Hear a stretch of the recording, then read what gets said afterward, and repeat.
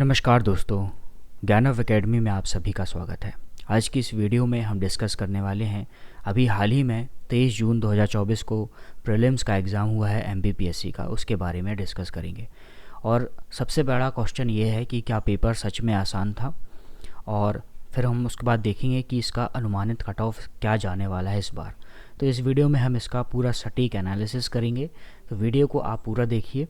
चलिए वीडियो को स्टार्ट करते हैं। और सबसे पहले हम बात करते हैं कि पेपर कैसा था, पेपर आसान था या कठिन था, ये हम देखेंगे। उसके बाद हम बात करेंगे कि कोई सच क्यों नहीं बोल रहा है, क्या सबके लिए पेपर आसान था। ठीक है, तो ऐसा तो नहीं है कि सबके लिए पेपर आसान होगा। उसके बाद हम बात करेंगे कि कट ऑफ इस बार कितना जाने वाला है। ठीक है, यहाँ पर हम बहुत ही सटीक कट ऑफ के बारे में डिस्कस करेंगे। और इसके बाद हम बात करेंगे दो मेजर क्वेश्चंस के बारे में, दो मेजर डाउट हैं कि सर अब हम क्या पढ़ें, मेंस पढ़ें या फिर प्रीलिम्स पढ़ें। तो इन चार क्वेश्चंस पर हम फोकस करने वाले हैं, इनका चार क्वेश्चंस पर ये वीडियो जो है वो बेस होने वाली है।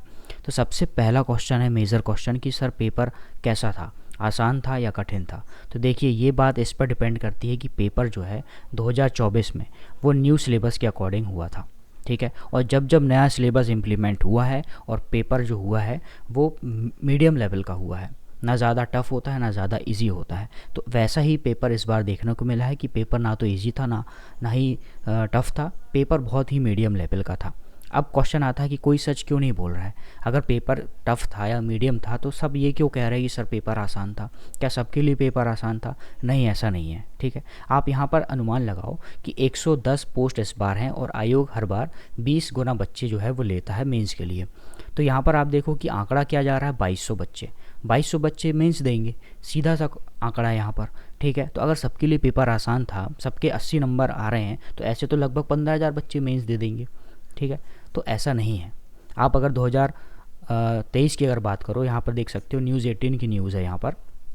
2023 का जो प्रीलिम्स हुआ था उसका जो रिज़ल्ट आया था तो उसमें भी बच्चे कितने, लगभग 5589 कैंडिडेट जो हैं वो मेंस के लिए क्वालिफाई किए गए थे। टाइम्स ऑफ इंडिया की न्यूज़ की भी यही रिपोर्ट है, इस पर भी आंकड़ा आप देख सकते हो। 5589 जो कैंडिडेट थे उन्होंने मेंस दिया था।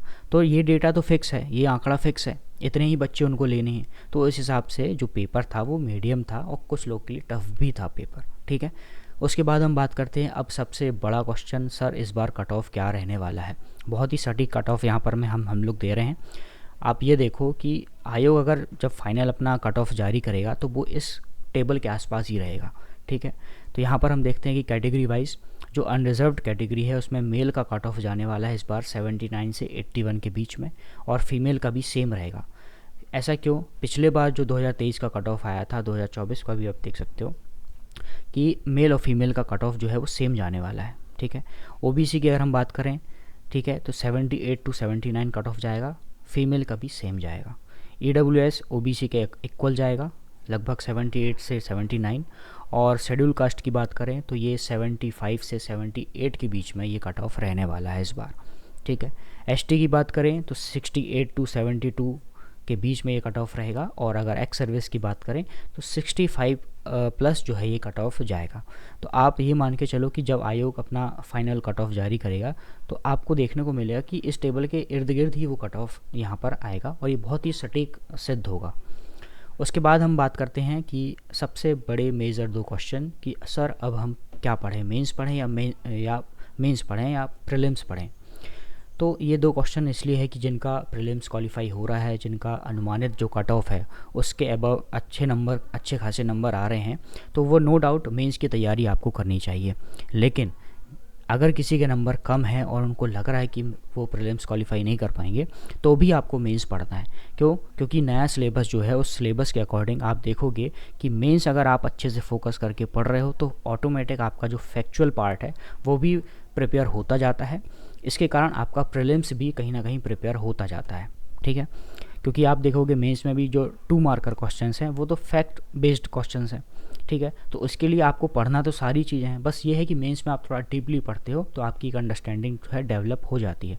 और इस बार बहुत सारे क्वेश्चन देखने को मिले हैं प्रीलिम्स में भी जो मेंस से थे इस बार। जैसे एक क्वेश्चन आया था कि जो अंतरंग जो ध्यान होता है वो किससे रिलेटेड है, जो अष्टांगिक योग होता है उससे। ठीक है, तो ये मेंस का पार्ट था। ठीक है। तो यहाँ पर भी आप देख सकते हो कि वो पोर्शन आपका प्रिपेयर होता जाएगा। यहाँ पर एक सबसे बात ज़्यादा समझने वाली मैंने एक चार्ट बनाया है यहाँ पर कि सिलेबस, आयोग किस तरीके से सिलेबस को टारगेट करता है और क्वेश्चंस पूछता है, ठीक है।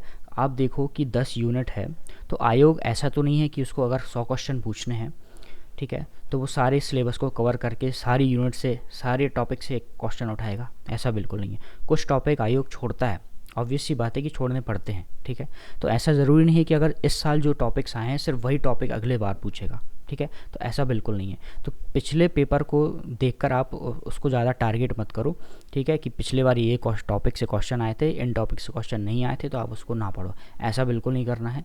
क्योंकि जब तक आप उस टॉपिक को उस चीज़ को समझोगे ना कि आयोग कहाँ से क्वेश्चन पूछ रहा है, अगले बार वो टॉपिक्स चेंज कर देगा, सिलेबस से ही पूछेगा पर टॉपिक्स चेंज हो जाएंगे, ठीक है। तो 2024 में तो वो जिस टॉपिक्स को पूछ चुका है वो तो आपको पढ़ने ही पढ़ने हैं।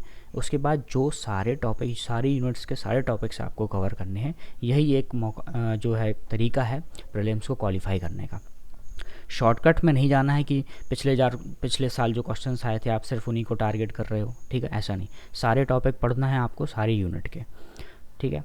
क्योंकि जब तक आप उस चीज़ को कवर करोगे ना 2025, 26, 27, 28 तक आप देखोगे कि सिलेबस फिर से चेंज हो जाएगा, ठीक है।